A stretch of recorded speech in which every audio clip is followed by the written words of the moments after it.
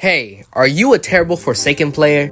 Do you watch tutorials but nothing seems to work? Well, don't worry, I'm here to teach you the fundamentals. I'm Vrix, and you are probably wondering what I mean by fundamentals.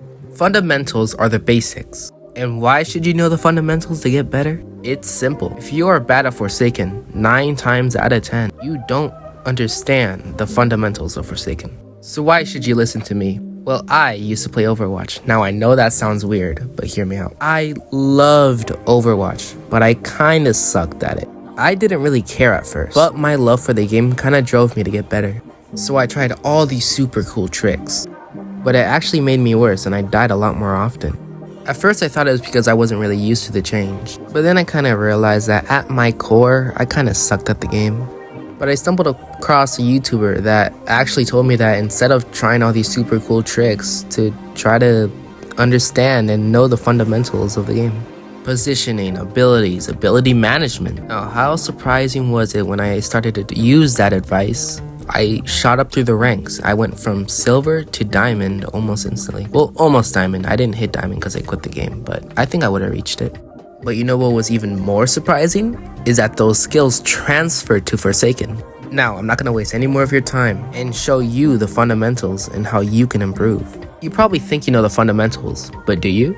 Let's go over the more obvious ones quickly. As a survivor, you need to complete tasks and survive.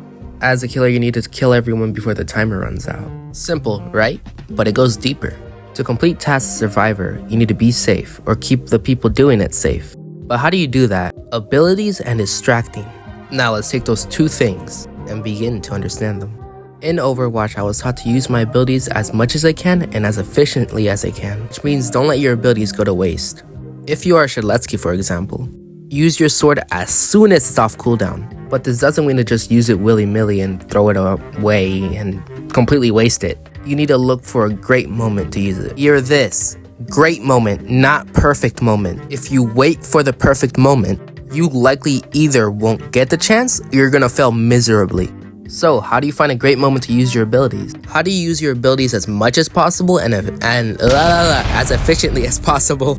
For example, as an Elliot, the moment you have your pizza and you see your survivor injured and the killer's on them, go and try to save them. If trying to heal them might put you and the survivor you're trying to heal in danger if you mess up, instead of trying to throw the pizza at them and risking death and missing, you could throw your pizza to the side, but it does depend on the situation, so, just try to think about it. When you position yourself, you could try throwing the pizza in front of them. This is an example of using your ability efficiently and as much as possible. It takes positioning, situational awareness, and just overall thinking power. I'm not teaching you how to be more skilled or how to do cool tricks. I'm teaching you the basics, which is just using your brain. Don't worry about cool tricks or flicks or anything of that sort. If you play smart, you can overcome any obstacle, no matter the skill difference. Now, what happens when your abilities are on cooldown? Well, that just gives you the chance to do generators. So just do generators until your abilities come back. Very simple. But what happens if the killer is on you and you don't have your abilities? Or all the generators are completed? Well, you can distract/stall. Now, ideally, your team should be able to come and help you, but let's be honest, teammates and,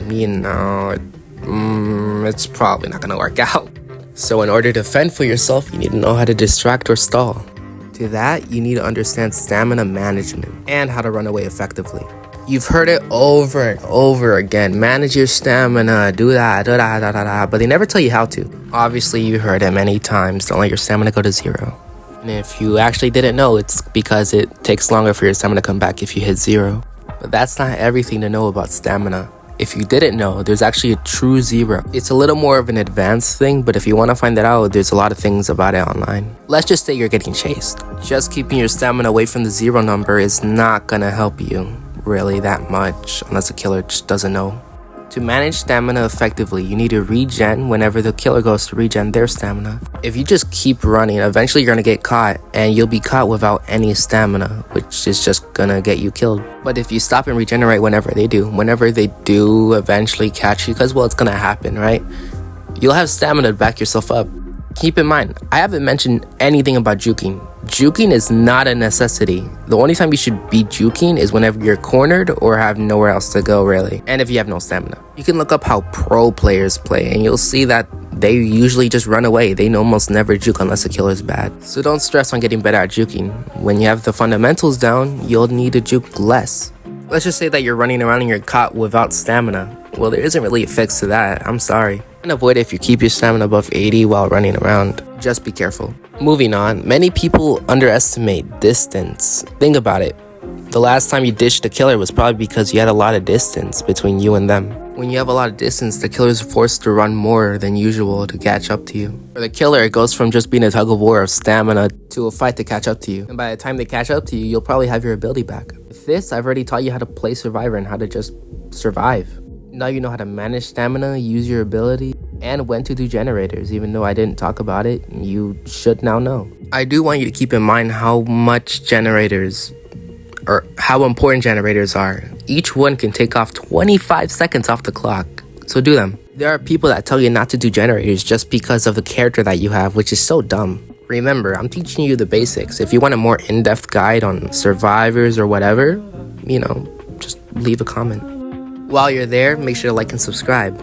It would be really cool. Now for the people that love to murder, there isn't really much to say. I already kind of taught you how to play killer as well. Stamina management, abilities, you should already know most of this. So I'm just going to teach you a trick to win a lot of chases. Before that, well, this tip can go for both survivors and killers. There is a thing I like to call recovery spots. There are usually spots like corners or just areas where you can stop mid-chase and regenerate your stamina without any repercussion. So like you're chasing a survivor or you're getting chased, so you go to this spot and you and the killer just have like a stare down and then you continue racing.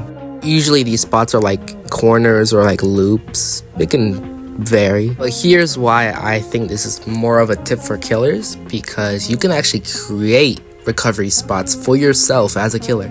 You can create them by swaying and cutting off exits.